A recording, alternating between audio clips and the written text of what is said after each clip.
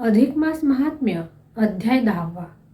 गोप्रदान आदिव्रते यांचे कथानक या अध्यायात आलेले आहे, ज्याचे आता आपण श्रवण करणार आहोत. त्यापूर्वी श्री गणेशाला, आपल्या गुरुदेवतेला आणि पुरुषोत्तमाला वंदन करून श्रवणास प्रारंभ करूया. वाल्मिकी दृढधन्वा राजाला विष्णू आणि लक्ष्मी यांच्या संवादातील अधिक मासाची महती सांगत होते. श्रीहरिनारायण लक्ष्मीला म्हणाले, चैत्रादी 12 महिन्यांचा स्वामी सूर्य असतो आणि अधिक मासाचा स्वामी पुरुषोत्तम म्हणजेच माझा अवतार जो श्रीकृष्ण तो असतो. म्हणून या महिन्यामध्ये जप, तप, व्रते इत्यादी सर्व कृष्ण म्हणजे पुरुषोत्तमालाच उद्देशून करायचे असतात. त्या व्रतांचे अल्प आयासाने मोठे असे फळ मिळते. नाना सत्कर्मे करून भगवंताला या कालखंडात तोषवावे. जप, दान, होम, पूजा ही सत्कर्मे करावीत. धर्मशील ब्राह्मणांचा सत्कार करावा, त्यांची सेवा करावी. त्यांच्या आशीर्वादाने उत्तम फळ मिळते. जे अज्ञानी आहेत, पशुपक्ष्यांप्रमाणे ज्यांचे मन हे अप्रबुद्ध आहे, त्यांनी संतांच्या सेवेत राहावे. तीर्थयात्रा करण्याची गरज नाही, परंतु त्यांनी साधूंचे दर्शन करावे, त्यांचे चरण वंदावे. लक्ष्मी म्हणाली, गाय आणि विप्र यांचे पूजन कसे करावे? श्रीहरी विष्णू म्हणाले, गायीचे पूजन कसे करावे ते आता सांगतो. धेनू म्हणजेच गाय हे परमश्रेष्ठ दैवत आहे. गायीच्या शरीरात 7 स्वर्ग आणि 7 पाताळे असतात. तिचे सामर्थ्य अद्भुत आहे. उत्तम धेनूचे दर्शन घेतले तर फार मोठे पुण्य मिळते. तिच्या शेपटीच्या स्पर्शाने रोग, दारिद्र्य आदी संकटेही नष्ट होतात. त्रिविध प्रकारचे ताप दूर होतात. परिवारामध्ये सुख आणि शांती लाभते.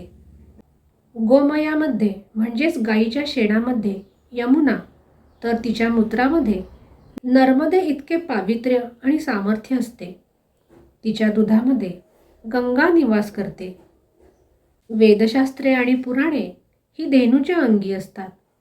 तिचे दूध, दही, तूप यामुळे यज्ञ पूर्ण होत असतो.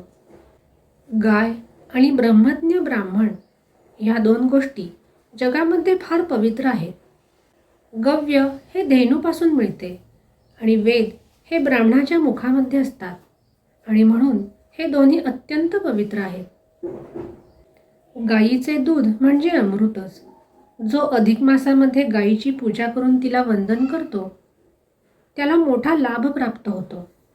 सुलक्षणी, तरुण, पुष्कळ दूध देणारी, सुशोभित केलेली सवत्स, 4 आचळे असलेली, शुभ्र वर्णाची, न्याय्य मार्गाने मिळवलेली, खूर रुप्याने मिळवलेली, वस्त्रे आणि अलंकार घातलेली अशा गायीची पूजा करून आणि सत्पात्र ब्राह्मण जो तिचे पालनपोषण करू शकेल अशा समर्थ आणि सुशील ब्राह्मणाला सुमुहूर्तावर या महिन्यामध्ये जो दान देतो त्याची सर्व पापे ही नष्ट होतात.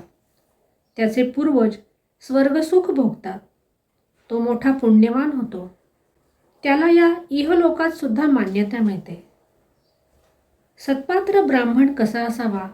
सत्यवचनी, दानी, अभ्यासू, षट्कर्मे करणारा, शांत, दमनशील, दयाळू, तपस्वी, निर्लोभी, स्वधर्माचरणी, कुटुंबाचे पोषण न्यायाने करणारा आणि श्रीकृष्णाची भक्ती करणारा असावा. अग्निहोत्र चालवणारा ब्राह्मण हा सत्पात्रच होय.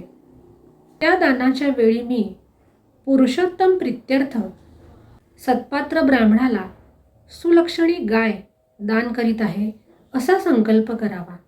ब्राह्मणाची यथाविधी पूजा करावी.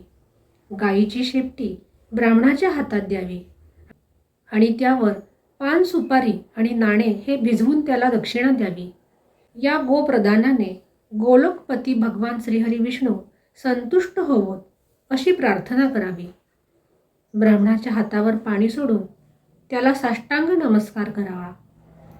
वेळेवर जर सत्पात्र ब्राह्मण उपलब्ध झाला नाही तर त्याला उद्देशून संकल्प करून जलामध्ये जल सोडावे. त्यामुळे ब्राह्मणास प्रतिग्रहाचा दोष लागत नाही. मग तो ब्राह्मण शुभ समय पाहून गाय घेऊन गेला तरीसुद्धा दात्याला त्याचे पुण्य लाभते. अपात्र माणसाला गोदान दिल्यास दोघांनाही वाईट गती मिळते. गोदानाचे पुण्य हे अमाप असते. अमृताची गोडी, आकाशाची व्याप्ती, सूर्याचे तेज, पृथ्वीची क्षमाशीलता, पाताळाची खोली, मेरूची उंची, नामस्मरणाची थोरवी, विष्णूचा पराक्रम, शंकराचे तप, मदनाचे सौंदर्य यांचे जसे मोजमाप करता येत नाही, तसेच गोदानाच्या पुण्याचे हे मोजमाप करता येत नाही. असे श्रीहरिनारायणाने लक्ष्मीला सांगितले. त्याप्रमाणे वाल्मिकींनी दृढधन्वा राजाला सांगितले. या ठिकाणी अधिक मास महात्म्याचा 10वा अध्याय हा समाप्त झाला.